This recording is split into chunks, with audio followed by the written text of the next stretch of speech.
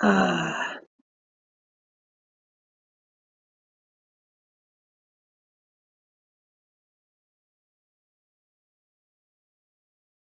Hello, everyone, and welcome to the Pink Table Talk. I am your host, Loria Reed, and today we have another great episode lined up for you guys. Today we are talking about girl dads.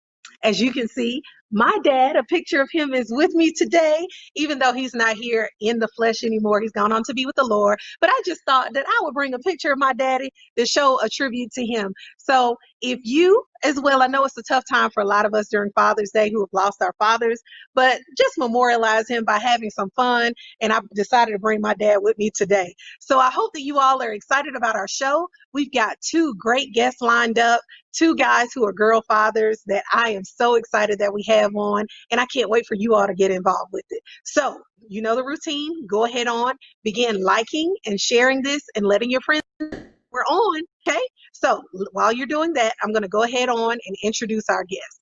Our first guest is an airline pilot with FedEx based in Memphis, Tennessee, a native of Memphis as well. And he's the second of three children born to Reverend and Mrs. Bethel Harris Jr.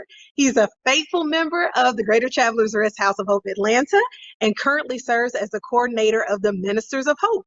He is married to his lovely wife of 19 years, Matrice, and they have three beautiful daughters, Brianna, Brooklyn, and Bailey. Brooklyn and Bailey are also on with him today. So would you please welcome Mr. Minister Brian Harris. Woo! Hey, everybody. Hey, so glad you're here. Glad to be here. Glad that you're on. And our next guest, he is a spirit-led leader and teacher of the gospel of Jesus Christ. He is the founder and senior pastor of the Stonewell Worship Center in Thomaston, Georgia. He is passionate about youth and community outreach for the elderly. He was raised in the Word of God and is a PK as well. We've got nothing but preacher's kids on here today. His father was the late Pastor Coleman and his mother, the late Lillian Dumas as well. He is married to the lovely Daphne, and they have three beautiful children, Carmen, let me start with the beginning one. Coleman the fourth, Carmen, and Caitlin. So would you guys please welcome Pastor Coleman Dumas the third? Hey, thank you all for having me. God bless you. So glad you're on today. Glad to see all of y'all. Thank you so much for being here. I'm just going to give a little bit of background on Girl Dad and how it became about. I know we saw this when Kobe Bryant passed away and his daughter Gigi, and he was the biggest girl dad ever. He had all his children, which were girls, and they had it on social media, on Instagram, Facebook. It was everywhere, hashtag Girl Dad. I don't know if you guys participated in it at all or not. But anyway, y'all are girl dads. And we are so grateful for you and for the ministry that you all have with your families. So the question that I wanted to start out with was, when you initially found out that you were having a daughter, what went through your mind? What were the fears? What were the joys? And I'll start with you, Brian, while you're over there smiling all hard. What did you think about when you found out you were having girls? Ask the doctor, are you sure that it's a girl? Ah, Because I wanted a boy, but hilarious.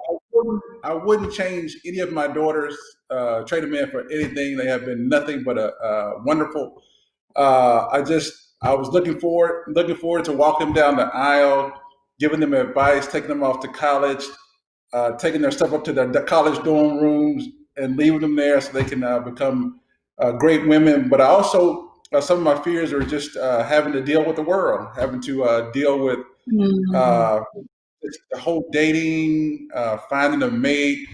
Just in these times, it's not like it was when we were kind of coming up. It's a little bit different, and Right. those are some of my biggest fears. Just finding someone that is good for them, that will just give them a happy life, uh, and just a good mate. Most definitely. I get that. Pastor Dumas? Yeah, when I first heard, first of all, I had a son at first. And so I had put a request in with my wife to have three boys. I just wanted boys. I didn't want to deal with it. But when I heard that we were going to have my daughter Carmen and then following by Caitlin, the first thing that came in my mind was uh, target practice. That protection mode came in. Oh my God. And so, those are the things, because as a father, uh, there's not enough protection for our daughters. The boys, they can scrape their legs, they can fall off a bike, but you want to put pillows on the ground for your girls. You want to do all those things to make sure that they didn't never got harmed.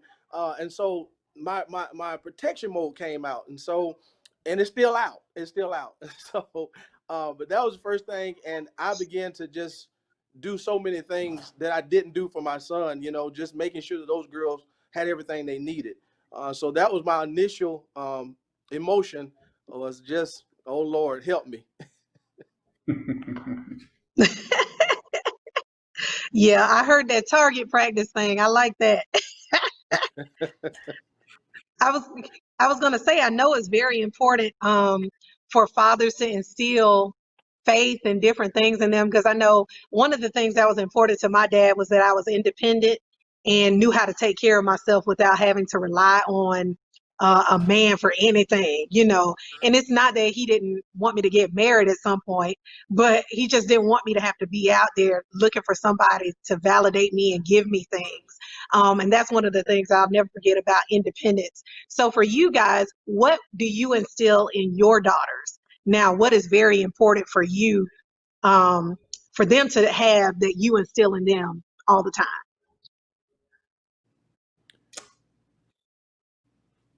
You can go first, Pastor Dumas. Okay. One of the things, I try to lead by example. I want my girls I want to show them how a man treats a young lady, but with respect. Also, respect is a big thing to me. And when you respect someone, all those other attributes come out. Also, too, I want them to be very aware. I try to teach them awareness. Don't just look surface. Look and see how they carry themselves. Look and see how they treat others. So those are the type things I try to teach and show my girls. They're very active with me in the church. And so we are, you're around different people, different spirits. All those things are very clear, very, very important for them to be able to notice and discern true genuineness in people. Mm-hmm.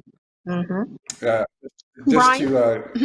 just to piggyback on Pastor Dumas, it's just exposing them to very different things, not just allowing them to stay in the house all the time. We do a bunch of different activities so that they get a chance to see different things. We travel, but I want them to know that, to instill confidence in them, that they can do whatever it is they want to do. They can be what they want to be as long as they work hard. I always tell them, as long as you do your best, I won't be upset. If you're not doing your best, that's when we have an issue. As Pastor Dumas said, I want them to treat people like they want to be treated. Please and thank you. Yes, ma'am. No, ma'am. No, sir. Yes, sir. And just be respectful of other people, but also to be aware, because everyone who presents themselves as friendly is not always friendly. But to just set the example. I want to be the man that they're looking for in their husband. So I try to portray that to them and just set the good example, just like Pastor Dumas said. That's right. So I'm going to ask a quick question to Brooklyn and Bailey. So what is it that your dad always tells you guys all the time? What is one thing that he always kind of does to make sure that you know how much he loves you? Is there anything that he does that you guys, well, one of the things you like that he does? Let's say that. I'll start with you, Brooklyn. He takes us out a lot, and we go places with him, and it's really fun, to spend time with him. That's good. That's good. What about you, Bailey? Well, when I have trouble with my homework, most of the time he'll work it out with me so I can understand it better. Oh, that's so sweet. And Pastor Dumas, I was going to say, you are representing our he's been through the stages where Brian is now, and your daughters are in college and they're entering into adulthood now. Because you got started, you look like a little teenager, but you got started in I think your early 20s having them kids to get them all out of yeah. there. So how has it changed now? I know she was talking about homework and, things that they're going through now. So how has it Yeah. changed as being a girl dad as they've aged?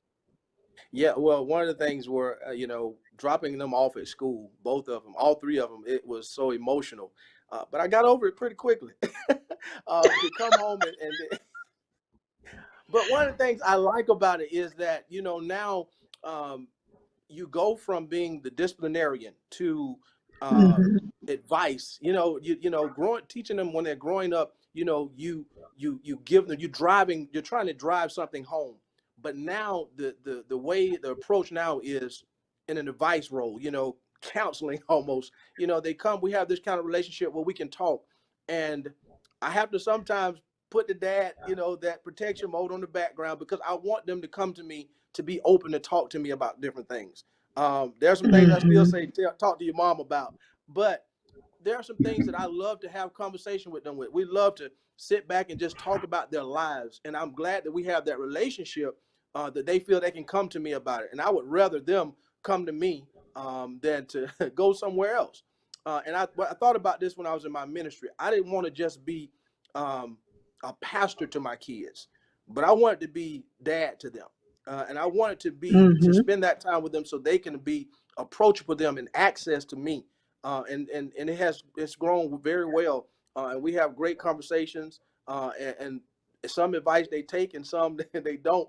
But I do love the fact that they do come and have those conversations with me.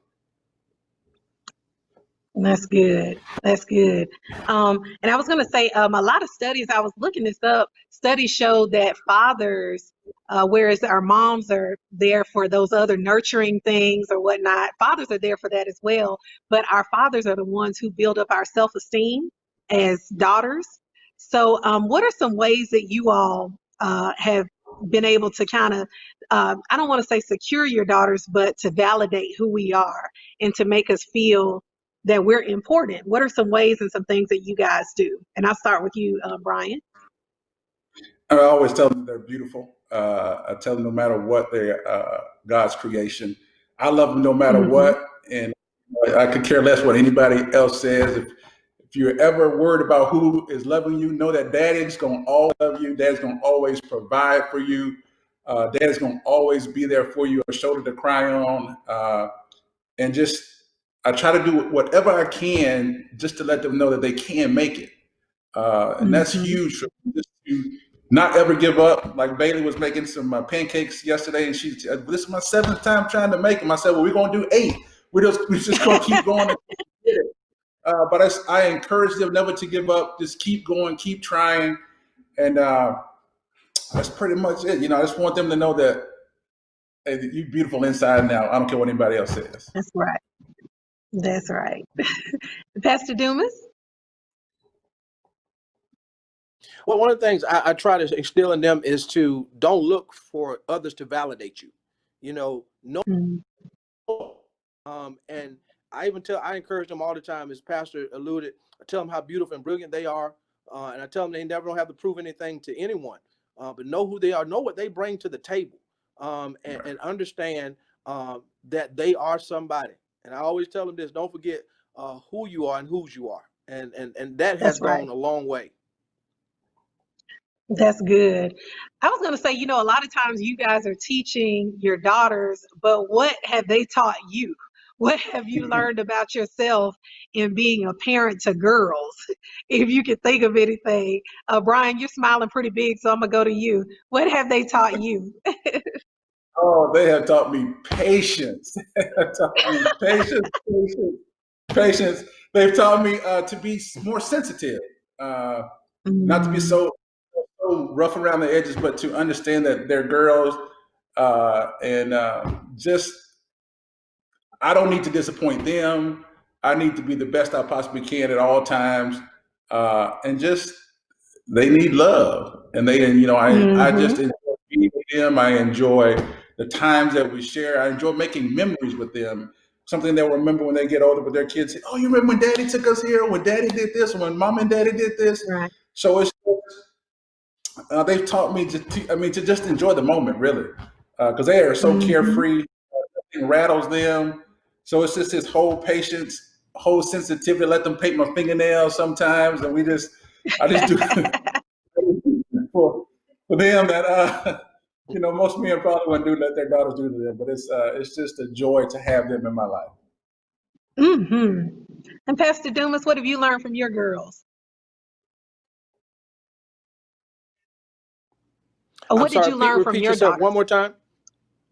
Okay, what did you learn from your daughters? What have you Learn from my learned from daughters. them? What did I learn from them? What have I learned from them? Yes. Um, Yes. What have you learned from them? I've learned from them. Well, one of the things I learned from them is to chill out some. Don't be so serious all the time. They've taught me that. They taught me to look at the lighter side of things, and so those are the things that with this new relationship we have is that I have to calm down a little bit. So I think that's one of the things they teach me, because when they first come in, they say, "Hey, now listen," and so that is my prelude to say, "Okay, we need the calmer side of you." So those are take a calmer approach to things. Right. Okay. So, for those men who are trying to connect with their daughters, and trying to come up with ways of being around them and seeing them, what would be something that you would tell them to do to connect with them? And this can be, Pastor Dumas, I want you to talk about as they've gotten older, and Brian, for you to talk about at the teenage age that you have now. What are some things that you do to connect with your children, with your daughters? And I'll start with you, Brian. First of all, I listen more. I used to try to talk over them, but I listen more and just try to do some of the things they like to do. I ask them what they want to go do, what they want to eat, but I still lay down rules. But it's just a matter of not being their. I'm not trying to be their friend or being their dad, but at the same time, showing them we can have a good time. Even as the parent, you have to be flexible and understanding that they don't always want to do what I want to do. So sometimes they need to do what they want to do. Like my baby likes to play Roblox all the time. Brooklyn's out there skateboarding now, so I'm not big on either one of those. But hey, I can show them what I can do. You can do it. I would love to see you on a skateboard. Personally, I need video. Brooklyn, y'all got Brooklyn and Bailey. I need video of your daddy on a skateboard. That would bless my whole life for 2020. That'll make up for the pandemic. Oh goodness. And Pastor Dubas, what about you? How do you connect with your daughters now, as opposed to when they were younger, since they're growing into adults now? One of the things we do, my daughter and I, what we have done for the church, we do this show every Wednesday called What's Up Wednesday. And it is a perspective from my perspective and her perspective. And we do that, and it is so fun. We have such a great time with that. And my other daughter, Caitlin, she's not a big person out front, so she does a lot of things behind the scene. But we love doing things together. We walk together. We watch movies. We do a lot of things together, almost to the point where it's to the point that we're friends now. And I'm enjoying the friendship that we have now. And I'm just waiting for to see how it's going to blossom. These girls have really they've laid on my heart. But one thing I can tell you, one thing they do for me, they take care of daddy. Let me tell you something. They really do. They take care of daddy. And I mean, to the point that I'm embarrassed to keep saying that. They always say, "Hey, what you need?" or something like that. But I thank God for that. That is to me showing that nurturing side. And so we just have a great time traveling, doing things together. And they still want to jump in the car with me from time to time. So I enjoy that as well. That's a good thing. Oh, that's nice. Your children still want to be around you. That's important. Very important. Because I remember in my 20s, I was trying to get out of there. I was like, bye, love y'all, see you later. No, I didn't say every day. But, I didn't say every day. oh, On okay, just occasion. sometimes. On occasion. On occasion. Gotcha. I understand. So, as men, what would you say to a male who is trying to reconnect with their daughter, or we may have some men who are watching, or even some women who may be estranged from their fathers? What advice would you give them? And I'll start with you, Brian, or Pastor Dumas, whichever one. Go ahead. Go ahead. Go ahead. Uh, it comes down to this listening. If there has been some hurt in the past, Mhm. uh, whoever's, you got to start pointing the finger at whose fault it is, and just own it. We made some mistakes, but we not. Our lives are moving forward, so that we can't dwell on the past. We have so much life in front of us, and we just need to work this thing out. Forgive, move on, and just try to start over, in a sense. But you can't carry a grudge for Mhm. the rest of your life. You know, if you That's don't right. forgive, you're really hurting yourself. If you don't, not Mhm. forgiving. But it's just listening, being patient, and just having a conversation without emotion. If we leave emotion out of it, we'll be Right. good. That's I true. think one of the things is, me had a great relationship with my parents, but neither one of them are no longer here. And I think with all these things that are going on with this pandemic and also the issues that are going on in our country, and we've always said it that tomorrow is not promised, but these days you really see that now. And I don't want us to waste that time. And I think time is so important. And in order for us to move forward, that we have to understand how precious these moments are. And when we start thinking about not the hurt that we went through, and I pick it back on Pastor, and we be patient, but when we look at the significance of time that we have, we should say to ourselves, let us look at life through a different lens now. To say, hey, while I Mhm. got you here, let us get over these humps. Let us get through these issues. And we may not have that father-daughter relationship or father-son relationship, but let's start with a relationship. Let's start with something. Let's start somewhere, and be patient to meet them where they are. And I think that's a huge hurdle that we have to overcome in these days and time. I completely agree with you because it's a lot of us who have lost our fathers now and they're gone on to be with the Lord, and we're not able to, Father's Day isn't such a great time like it used to be. Buying, my dad used to say t-shirts and drawers. Y'all always getting us some t-shirts and drawers. We don't want that. Just, doing the cookout thing and all of that. You don't have that anymore. So at some point, you have to move past things. And like Pastor Dumas said, it may not be that buddy buddy relationship that you wish you had, but it'll be something versus having nothing. So I just want to encourage you guys with that. If you're watching, try to reach out this Father's Day to your father, or if you're a father, reach out to your child and see how things are going for them. So any final words for the two of you guys? We've gone right on through the show so quickly. I hate to have to go, but any closing remarks from both of you? Just want my daughters to know I love them very much. I'm proud to be their father.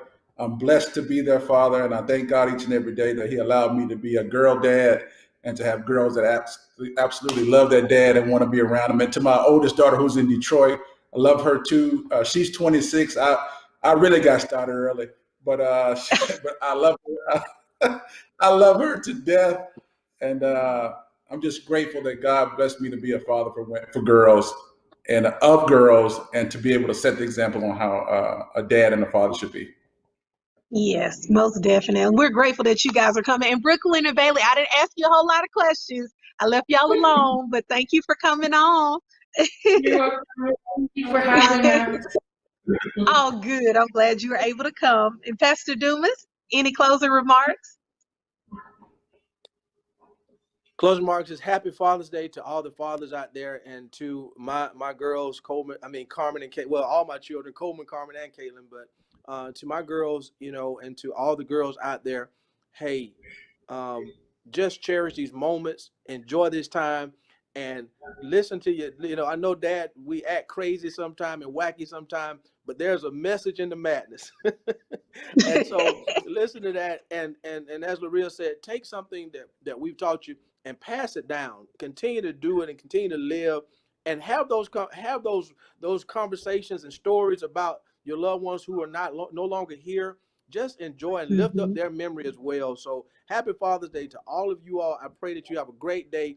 And I want this to be the year that dads get the better gifts than moms. That's what I want this year. That dad get a gift that outweighs mom. Yeah, that's what I'm talking about. Pack the restaurants out, pack the grills out, whatever you got to do. But let the gifts that dad get this year be number one this year. No ties, no shirts, but let's get some good gifts this year. Look, we can't hear you. What? Yeah, because fathers do get the short end of the stick because Mother's Day, we've been hearing about commercials for Mother's Day 2-3 months, and then Father's Day is like, oh yeah, Father's Day is right around the corner. But anyway, I want to thank you guys for being on. Brian Harris and Pastor Coleman Dumas, thank you all for that. And once again, this is my daddy.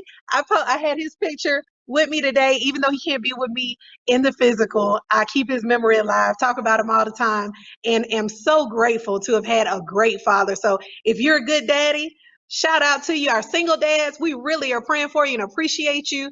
Those of you who are doing what you got to do to get it done, we really, really want to salute you today. You've got some women who love you, the women of hope. We're grateful for you, and we hope that you have an outstanding Father's Day. Happy Father's Day. Love you guys, and thanks for tuning in to the Pink Table Talk. We'll see you next week. Have a good one.